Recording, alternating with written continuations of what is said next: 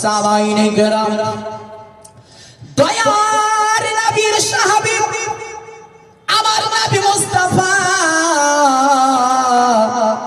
সাল্লাল্লাহু তাআলা আলাইহি ওয়াসাল্লামের সাহাবীগণ যখন ইসলাম প্রচার করলেন বাবা, এই ইসলাম তিনারা ইসলাম ধর্মকে গ্রহণ করার পরে ওই কাফেররা বেদিনরা তারা এত জুলুম করেছিল গো, এত অত্যাচার করেছিল যে ওই সমস্ত সাহাবায়ে কেরামকে একেবারে বালুচরের উপরে তাদেরকে যেন শুইয়ে দেওয়া হতো, বালুচরের উপরে তাদেরকে চিৎ করে তাদেরকে শুইয়ে দেওয়া হতো। এমনকি তাদের বুকের উপরে একেবারে বড় বড় বোল্টার গুলোকে চাপিয়ে দিত। আর অন্য কোন সাহাবী ছিল তাদেরকে পাটির মধ্যে জড়িয়ে জড়িয়ে ধরতো এবং এক মুখকে বন্ধ করে অপর মুখ দিয়ে যেন একেবারে ধোঁয়া দেওয়া হতো, তাদের শ্বাস গুলো যেন মনে হতো থেমে যেত।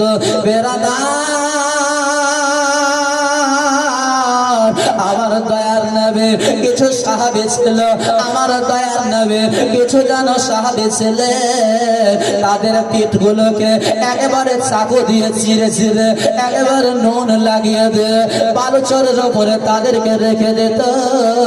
আর বালুচরের উপরে রেখে দিয়ে দুইটা মানুষ যেন দুই দিকে তাদেরকে চেপে ধরতো, তাদের গলাতে তাদের মাথাতে পাখানাকে চেপে ধরতো। ওই সমস্ত সাহাবী এত কষ্ট পাওয়ার পরেও, এত জুলুম সহন করার পরেও, এত অত্যাচার সহন করার পরেও তাদের মুখে মাত্র একটা কথা থাকতো, আহাদ আহাদ, আল্লাহ এক, আল্লাহ এক, আল্লাহ ছাড়া আর কোনো মাবুদ নাই।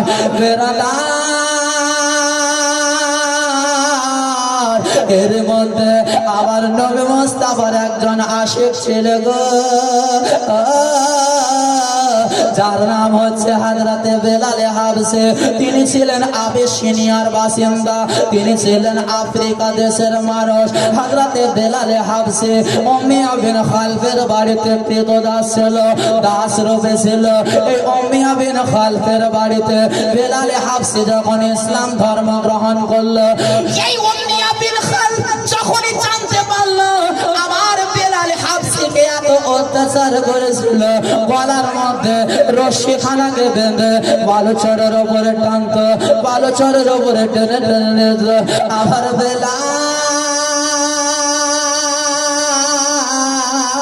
বেলালে হাবশীর যেন ইনাকে যেন উত্তপ্ত বালুচরের উপরে একেবারে চিৎ করে শুয়ে দে। আমার বেলালে হাবশীর বুকের উপরে বড় বড় বোল্টার গুলো চাপিয়ে রেখে দিত। এত কষ্ট, এত জ্বালা বা যন্ত্রণা এদেরকে দিয়েছিল। বেরাদার সামাইনে কেরাম, আমার দয়ার নবী মুস্তাফা এই সমস্ত সাহাবী এই অত্যাচারকে মাথায় নেয় বাবা, ইনারা মক্কা মুআজ্জামার মধ্যে ছিলেন। আমার নবী মুস্তাফা যেন এলান করে দিলেন, ওগো তোমরা সকলে শোনো, আর এই কাফেরদের অত্যাচার সহন করতে হবে না, কাফেরদের আর তোমাদেরকে এই কাফেরদের অত্যাচার সহন করতে হবে না। আমার নবী সমস্ত সাহাবায়ে কেরামকে বলে দিলেন, তোমরা একে একে এই মক্কা থেকে ওই মদিনার দিকে রওনা হয়ে যাও।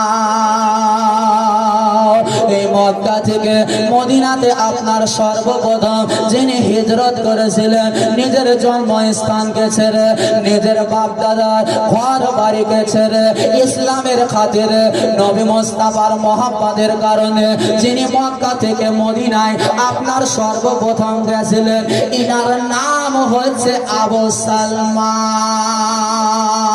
আল্লাহুম্মা সাল্লি আলা সাইয়্যিদিনা মাওলানা ওয়া আলা আলি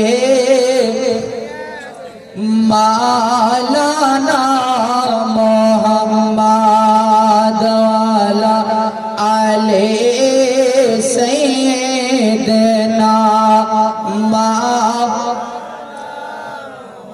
के दयार नबी जे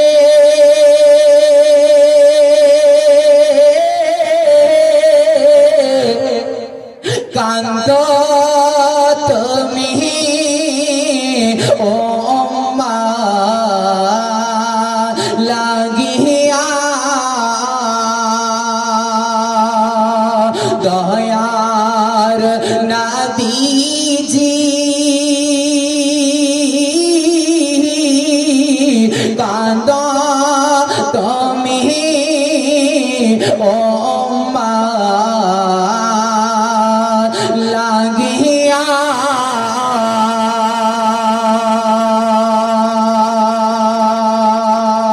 ओ नबी তোমার মতো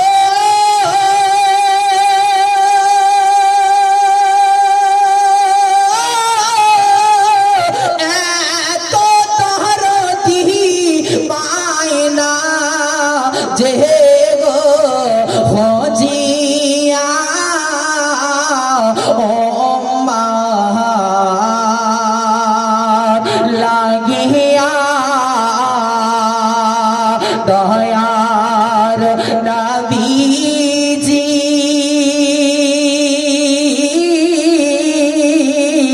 কাঁদো তুমি ও মা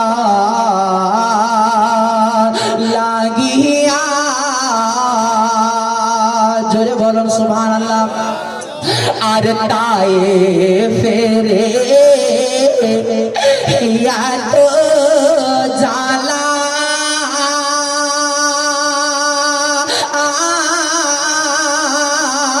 মাথা পেতে সহে নীলা তাই ফেরে এত জালা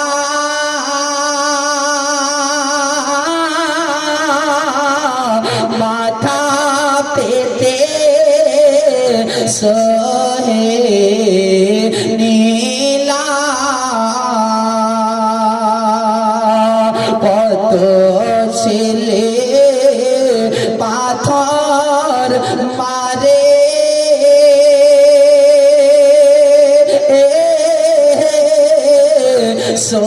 শরীরেতে রক্ত ঝরে রে আরে তোবা করিলে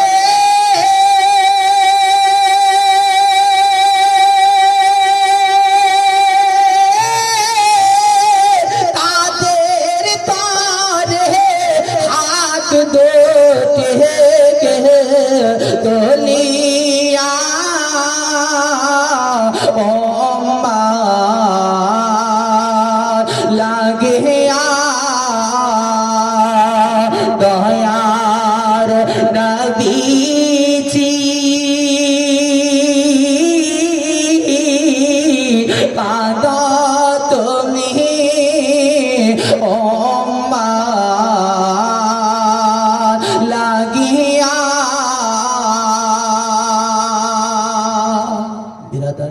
আমার নবী মুস্তাফা সাল্লাল্লাহু তাআলা আলাইহি সাল্লাম এই তায়েফে গিয়ে আমার নবী কত কষ্ট করেছিলেন কত ছেলেরা পাথর মেরেছিল নবীর শরীর আপনার রক্তাক্ত হয়ে গেছিল আমার নবী মুস্তাফার পুরো শরীরটা রক্তে চচ্চরিত হয়ে গেছিল কারণটা কি জানেন এই ইসলাম খানাকে আমার নবী জিন্দা করার জন্য ইসলাম প্রচার করার জন্য এই ইসলামকে সারা ওয়ার্ল্ডের মধ্যে সারা পৃথিবীতে আমার নবী এই ইসলাম খানাকে পৌঁছে দেওয়ার জন্য আমার নবী মুস্তাফা নিজের শরীরের রক্তকে ঝরিয়ে দিয়েছিলেন জোরে বলুন সুবহানাল্লাহ হে ব্রাদার আজ আপনাদেরকে রক্ত ঝরাতে হবে না আপনার বেটাকে ইসলামের জন্য কুরবানিও দিতে হবে না ব্রাদার সামাইন ইকরাম আজ আপনাদের ইসলামকে যদি আপনি জীবিত করতে যান এই ইসলামকে যদি আপনি উঁচু করতে চান বেরাদার, আপনার মসজিদকে উঁচু করতে হবে, মাদ্রাসাকে জিন্দা রাখতে হবে, মসজিদকে জিন্দা রাখতে হবে। আপনার ইসলামকে যদি আপনি জিন্দা করতে চান হে বেরাদার সামাইন ইকরাম, তাহলে ইসলাম আপনার ফিরিতে ইসলাম আপনার জিন্দা থাকবে না, বরং বেরাদার সামাইন ইকরাম আপনাকে কিছু টাকা পয়সা দিয়ে এই ইসলামকে আপনাকে জিন্দা করতে হবে।